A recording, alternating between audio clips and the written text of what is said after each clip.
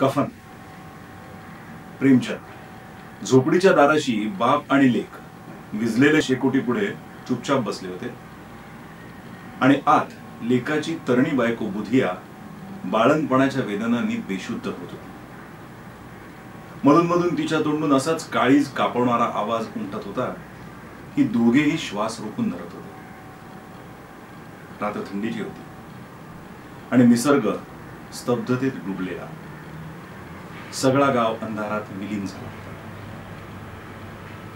घिसू म्हणाला, वाचणार नाही असे दिसते. सारा दिवस धावपळीत गेला. जा बघून तरी ये. माधव चिडून म्हणाला, मरायचंच आहे तर लवकर का नाही मरत? बघून काय करू? अगदी दया नाही तुला. सालभर जिच्याशी मौज मजेत राहिलास तिच्याबरोबर इतकी बेमानी. मग पण माझ्यानं तिचं ते तडफडणं आणि हातपाय आपटणं नाही बघवत. चांभाराचं घर होतं आणि साऱ्या गावात पडणार. घिसू एक दिवस काम केलं तर 4 दिवस आराम करायचा. माधव इतका कामचुकार की अर्धा तास काम केलं तर 1 तास चिली मोडायचा. यामुळे त्यांना कुठं मजुरी मिळत नसे. घरात मूठभर धान्य असलं की हे काम करतील तर शपथ. 2-4 फाके पडले की घिसू झाडावर चढून लाकडं तोडून आणायचा आणि माधव ती बाजारात विकून खायचा. ते पैसे असेपर्यंत इकडे तिकडे भटकत राहायचे. पुन्हा फाक्यांची पाळी आली म्हणजे आणखी लाकडं तोडायचे किंवा रोजगार धुंडायचे. गावात कामाचा तोटा नव्हता. शेतकऱ्यांचं गाव होतं आणि मेहनती माणसाला 50 कामं पडली होती. पण 2 माणसांकडून एकाचं काम पदरात पडलं तरी धन्य असं वाटण्यासारखी परिस्थिती असेल तेव्हाच या दोघांना लोक कामाला बोलवायचे. हे दोघे साधू असते तर धीर आणि संतोष यांच्यासाठी त्यांना संयम आणि नियम यांची बिलकुल गरज भासली नसती. तो तर त्यांचा स्वभावच होता. विचित्र जीवन होतं त्यांचं. घरात 2-4 गाडग्या मडक्यांखेरीज काही संपत्ती नव्हती. शरीर झाकण्यापुरता फाटक्या चिंधा पांघरून जगत होते. व्यवहाराच्या काळजातून मुक्त. कर्जाच्या बोजाखाली शिव्या खायचे, मारही खायचे, पण चिंता नाही. इतके लाचार की वसुलीची मुळीच आशा नसूनही लोक त्यांना काही ना काही कर्ज द्यायचेच. मटार बटाट्यांच्या हंगामात लोकांच्या शेतातून शेंगा बटाटे उचलून आणायचे आणि शेकून भाजून खाऊन टाकायचे किंवा 4-5 ऊस तोडून रात्री चोखत बसायचे. या दिगंबर वृत्तीने घिसून आयुष्याची 60 वर्ष काढली आणि माधवही सुपुत्र असल्याप्रमाणे बापाच्या पावलावर पाऊल टाकून चालत होता. इतकंच नव्हे तर त्याच्या कीर्तीत भर टाकत होता. आताही कोणाच्या तरी शेतातून खणलेले बटाटे ते भाजत बसले होते. घिसूची बायको मेल्याला बरेच दिवस झाले होते. माधवचं लग्न गेल्या साली झालं होतं. या स्त्रीनं आल्यापासून या घरात स्थैर्याचा पाया घातला होता. दळण करून नाहीतर गवत कापून ती शेरभर आट्याची बेगमी करायची आणि या 2 बेशरम लोकांच्या नरकाची भर करत राहायची. ती आली तेव्हापासून हे दोघे आणखीनच आळशी आणि सुखासीन बनले.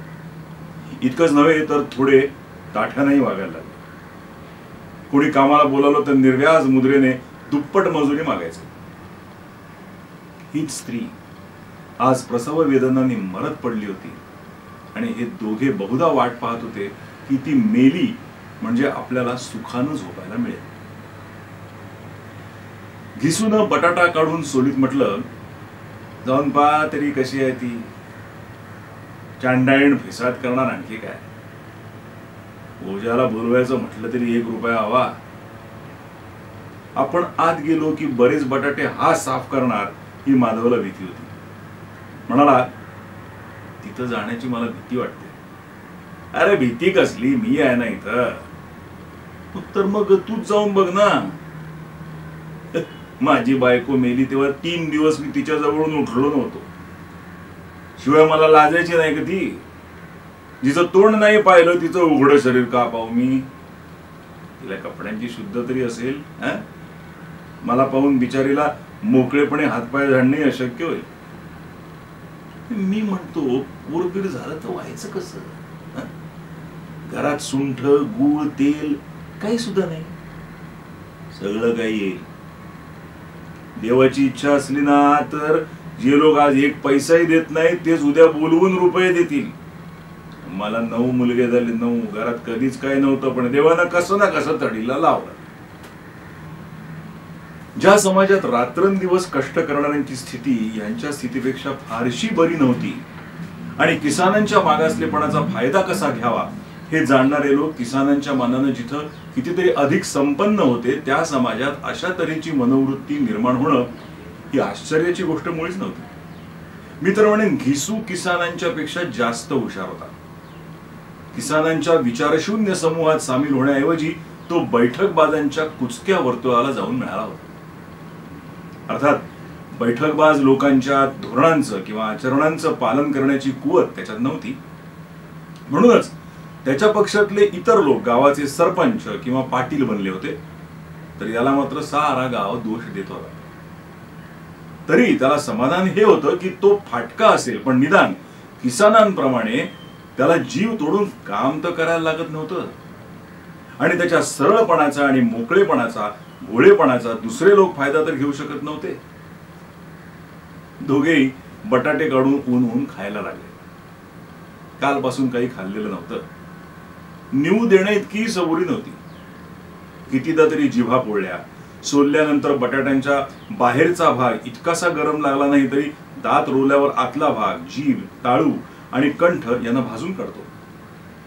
त्यामुळे असली आग तोंडात ठेवण्यापेक्षा ती आत पोहोचवणं अधिक सोयीचं होतं. तिथं तिला थंड करण्यासाठी भरपूर सामान आहे. यामुळे दोघेही घाईघाईनं गिळत होते. तथापि या प्रयत्नात त्यांच्या डोळ्यातून मात्र पाणी येत होतं. ह्यावेळी घिसूला ठाकूराच्या लग्नाची आठवण आली. 20 वर्षांपूर्वी या लग्नाला तो आला होता. त्यावेळच्या मेजवानीत त्याला जी तृप्ती मिळाली होती ती त्याच्या जीवनातली एक सदैव आठवण राहण्यासारखी गोष्ट होती. आणि आजही ती आठवण ताजी होती. म्हणाला, त्या जेवणाची आठवण जात नाही. तेव्हापासून तसलं जेवण आणि तितकं पोटभर कधी मिळालंच नाही. नवरी कडल्यांनी सगळ्यांना भरपेट पुऱ्या घातल्या. सगळ्यांना, लहान मोठ्या सगळ्यांनी पुऱ्या खाल्ल्या, साजूक तुपाच्या. चटणी, रायतं, 3 सुक्या भाज्या, 1 रस्सादार तरकारी, दही, चटणी, मिठाई. आता काय सांगू, काय मजा आली त्या जेवणात. हात आखडता नव्हता. जे हवं ते मागा, हवं तितकं खा. लोकांनी असं खाल्लं की पाणी प्यायला जागा राहिली नाही. पण वाढपी आहेत ते पानात गरमागरम गोल खमंग कचोऱ्या घालतातच आहेत. लोक नको म्हणतायत, पानावर आडवा हात धरतायत, पण ते आपले वाढतातच आहेत. आणि तोंड धुतल्यावर तर पानवेलीची सुद्धा मिळाली. पण मला पान खायची शुद्ध कुठे होती. उभं राहत नव्हतं. चटकन जाऊन कांबळीवर पडलो. असा उदार मनाचा होता ठाकूर. या पदार्थांची मनातल्या मनात चव घेत माधव म्हणाला, आता कोणी घालत नाहीत ना असले जेवण. आता कोण काय देतोय खायला. तो जमानाच वेगळा होता. आता सगळ्यांनाच काटकसर आठवते. लग्न शादीत खर्च करू नका, क्रियाकर्मात खर्च करू नका. सांगा, गरीबाचा माल गोळा करून ठेवणार आहात कुठं. जमवण्यात कमी नाही, पण खर्चात तेवढी काटकसर आठवते यांना. तू 20 तरी पुऱ्या खाल्ल्या असशील. 20हून जास्त खाल्ल्या. मी 50 खाल्ल्या असत्या. अरे 50हून कमी मी पण खाल्ल्या नसतील. चांगला तगडा होतो. तू तर माझ्या अर्धाही नव्हतास. बटाटे खाऊन दोघेही पाणी प्यायले आणि तिथंच शेकोटी समोर आपली धोत्र पांघरून पाय पोटाशी घेऊन झोपी गेले. विटोळी करून पडलेल्या 2 अजगरांसारखे. बुधिया अजूनही कणत होती. सकाळी माधवनं खोलीत जाऊन पाहिलं तर त्याची बायको थंड झाली होती. तिच्या तोंडावर माशा घोंगावत होत्या. काचेसारखे झालेले डोळे वर चढले होते. सगळं अंग धुळीने माटलं होतं. पोटात मूल मरून गेलं होतं. माधव धावत घिसू जवळ आला. पण दोघे हाय हाय करून ऊर बडवायला लागले. शेजाऱ्यांनी हे रडणं ओरडणं ऐकलं आणि ते धावत आले. जुन्या रीती रिवाजाप्रमाणे त्याची समजूत घालायला लागले. पण रडण्या कढण्याला जास्त वेळ नव्हता. कफनाची आणि लाकडांची व्यवस्था करायला हवी होती. घरात तर पैशाचं नाव नव्हतं. बापले रडत रडत गावच्या जमीनदाराकडे गेले. त्याला या दोघांचं तोंडही पाहणं नको होतं. कितीतरी वेळा स्वतःच्या हातांनी यांना झोडलं होतं त्यानं. चोरीसाठी, वेळ देऊन कामाला न येण्यासाठी. विचारलं, काय बे घिसवा, रडतो कशा पायी? हल्ली तर तू कुठंच जात नाहीस. मला वाटतं या गावात राहायला नको आहे तुला. घिसून जमिनीवर डोकं टेकून डोळ्यात पाणी आणून म्हटलं, सरकार मोठ्या संकटात आहे. माधवची घरवाली रात्री वारली, रात्रभर तडफडली सरकार. दोघेही आम्ही उशाशी बसलो होतो. दवा पाणी जे काही शक्य होतं ते सगळं काही केलं, पण चांडाळी आम्हाला दगा देऊन गेली. आता कोणी भाकरी घालणारही उरलं नाही. मालक सर्वनाश झाला, घर उजाड झालं. आपला गुलाम आहे मी. आता आपल्याशिवाय तिच्या मातीची व्यवस्था कोण करणार? सरकारची मेहरबानी झाली तरच तिला माती, आपल्याशिवाय आणखी कुणाच्या दारी जावं आम्ही. जमीनदार साहेब दयाळू होते, पण घिसूवर दया करणं म्हणजे काळ्या कांबळीला रंग देणं. त्यांच्या मनात आलं, म्हणावं चालता इथून. एरवी बोलावून आला नसता, पण आज गरज पडताच येऊन खुशामत करतोय. आरामखोर कुठला बदमाश. पण ही रागावण्याची किंवा शिक्षा करण्याची वेळ नव्हती. मनातल्या मनात चिडत त्यांनी 2 रुपये काढून अंगावर फेकले. त्याच्याकडे पाहिलंही नाही. डोक्यावरचं ओझं टाकून दिल्यासारखं. जमीनदार साहेबांनी 2 रुपये दिल्यानंतर गावच्या बनियांना, महाजनांना नाही म्हणायचं धाडस कसं होणार? जमीनदाराच्या नावाचा ढिंडोरा कसा पिटायचा हेही घिसूला चांगलं माहिती होतं. कोणी 2 आणे दिले, कोणी 4 आणे.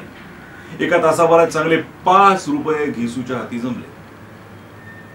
कुठे दाणे मिळाले, कुठे लाकूड, आणि मग दुपारी कफन आणण्यासाठी घिसू आणि माधव बाजाराला निघाले.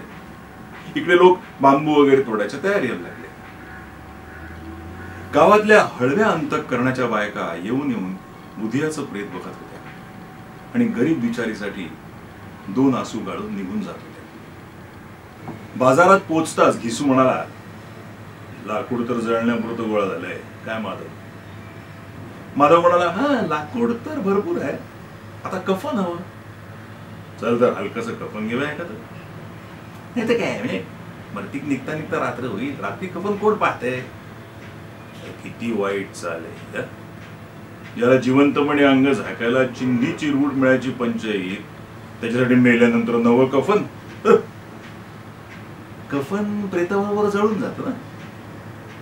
आणि काय राहते काय? हेच 5 रुपये आधी मिळते तर काही दवा पाणी करता आलं असतं. दोघेही एकमेकांच्या मनाचा अंदाज घेत होते. बाजारात इकडे तिकडे फिरत होते. कधी या बाजाराच्या दुकानात तर कधी त्या. तऱ्हेतऱ्हेचे कपडे, रेशमी, सुती सगळे पाहिले, पण ते पसंत पडलं नाही. इतकं की संध्याकाळ झाली तेव्हा कोण जाणे कसल्या प्रेरणेने दोघे एका गुत्त्यासमोर जाऊन पोचले. आणि जसं काही आधी ठरूनच गेलं असावं तसे आज शिरले. तिथं दोघेही थोडा वेळ बावचळून उभे राहिले. मग घिसून गादीसमोर येऊन म्हटलं, सावजी, एक बोतल आम्हाला पण द्या. त्यानंतर खाणं आलं, तळलेली मासळी आली आणि दोघेही वरांड्यात बसून शांतपणे प्यायला लागले. लागोपाठ काही पेले संपताच ते नशेत आले. घिसू म्हणाला, कफन घालून काय मिळणार होत? मळून तर गेलं असतं ते. सुनबाई बरोबर तर जाणार नव्हतं. आकाशाकडे पाहत जणू देवांना आपल्या निरागसपणाचे साक्षी बनवत माधव म्हणाला, जगाची रीत आहे. नाहीतर लोक बामणांना 1000 रुपये का देतात? कुणी पाहिले परलोकात मिळतात की नाही ते? मोठ्या लोकांकडे पैसा असतो, हुंकू देत. आपल्याला असं उडवायला आहे काय? पण लोकांना काय सांगायचं? विचारणार नाहीत कफन कुठे आहे म्हणून? घिसू हसला. अरे सांगून टाकतो रे, रुपये कन्व्हर्टून गळून पडले. खूप शोधलं, नाही मिळाले.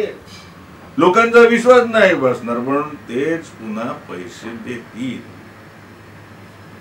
माधवही असला.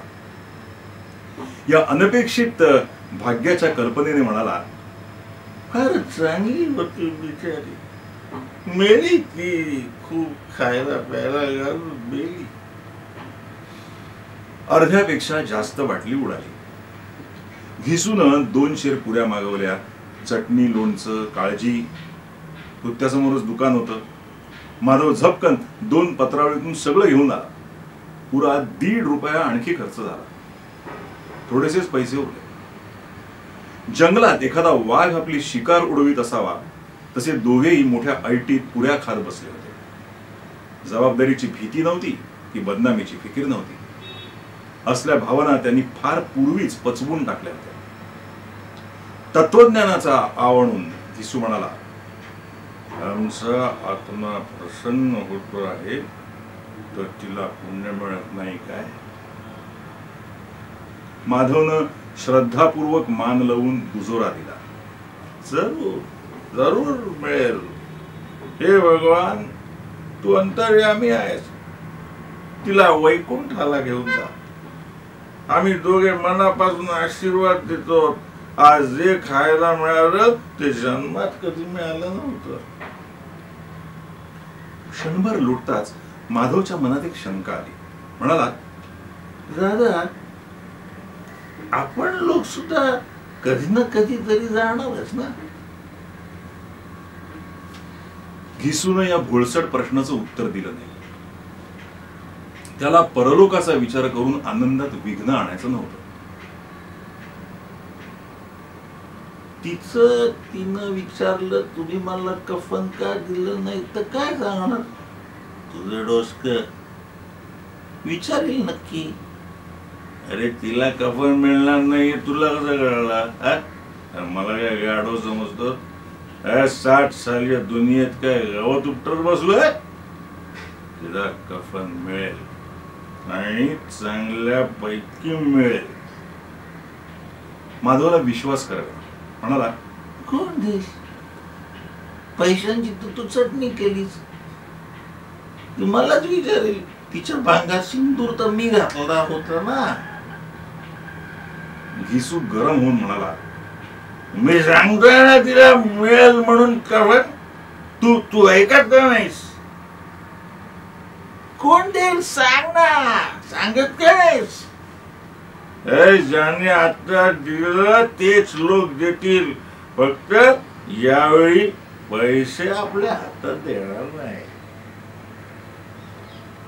जसजसा अंधार वाढत गेला आणि तारे चमकायला लागले तसतशी मधुशाळेची शोभाही वाढायला लागली होती. कोणी गात होता, तर कोणी बढाया मारत होता. कुणी आपल्या सोबत्याच्या गळ्याला मिठी मारत होता. कुणी आपल्या सोबत्याच्या तोंडाला कुल्हड म्हणजे कच्च्या मातीचा पेला लावत होता. तिथल्या वातावरणात गुंगी होती. हवेत नशा होती. कितीतरी लोक एका चुळक्यातच मग्न होते. दारूपेक्षा इथल्या वातावरणाचाच त्यांच्यावर जास्त परिणाम होत होता. जीवनातल्या अडचणी इथं ओढून आणत होत्या आणि काही काळ आपण जिवंत आहोत की मेलो आहोत याचा त्यांना विसर पडत होता. आणि हे बाप बेटे अजूनही चवीनं घोड घेत होते. आता सगळ्यांच्या नजरा त्यांच्याकडे लागल्या होत्या. मध्ये अख्खी बाटली घेऊन बसलेले केवढे भाग्यवान लोक आहेत. पोटभर खाऊन माधवने उरलेल्या पुऱ्यांची पत्रावळ भुकेल्या नजरेनं आपल्याकडे पाहणाऱ्या भिकाऱ्याला देऊन टाकली. आयुष्यात प्रथमच देण्यातला गौरव, आनंद आणि उल्हास त्यांचा त्यानं अनुभवला होता. घिसू म्हणाला, खूप खा आणि आशीर्वाद दे. जिची कमाई आहे ती तर मेली, पण तुझा आशीर्वाद तिला जरूर पोहोचेल. बेंबीच्या देठापासून आशीर्वाद दे. मोठ्या बिकट कमाईचे पैसे आहेत. माधवने पुन्हा आकाशाकडे पाहत म्हटलं, मी वैकुंठाला जाणार दादा. ती वैकुंठाची राणी बनणार. घिसू उठून उभा राहिला. आणि उल्हासाच्या लहरींवर पोहत म्हणाला, "आ बेटा, वैकुंठाला जाईल. कुणाला सतावलं नाही, अडवलं नाही. मरता मरता आमच्या जिंदगीतली सगळ्यात मोठी इच्छा पुरी करून घेतली. ती वैकुंठाला जाईल, नाही तर काय लठ्ठ लठ्ठ लोक जातील, जे गरिबांना दोन्ही हाताने लुटतात आणि पाय धुवून टाकण्यासाठी गंगेत नाहतात, देवळात अभिषेक करतात." श्रद्धेचा रंग ताबडतोब बदलला. चंचलपणा हा नशेचा विशेष आहे. दुःख आणि निराशा यांचा झटका आला. माधव म्हणाला, "पण दादा, बिचारीनं आयुष्यात खूपच दुःख भोगलं नाही. किती दुःख सोसून गेली." डोक्यावर हात झाकून तो रडायला लागला. अगदी बोंबा ठोकून रडायला लागला. घिसून समजावलं, रडतोस पोरा, ती मायाजालातून मुक्त झाली याची खुशी पाय. अरे, जंजाळातून सुटली, मोठी भाग्यवान. इतक्या लवकर मायामोहाचं बंधन तोडून गेली. आणि मग दोघेही उठून गायला लागले, ठगीनी क्यों नैना चमकावे, ठगीनी क्यों नैना चमकावे, ठगीनी क्यों नैना चमकावे. दारुड्यांचे डोळे त्यांच्यावर खिळले होते आणि हे आपल्याच मस्तीत गात होते. मग दोघे नाचायला लागले. उसळले काय, उड्या काय मारल्या, मुरडले आणि पडले. हावभाव केला, अभिनय केला आणि अखेर नशेत बेहोश होऊन तिथंच खाली बसवले.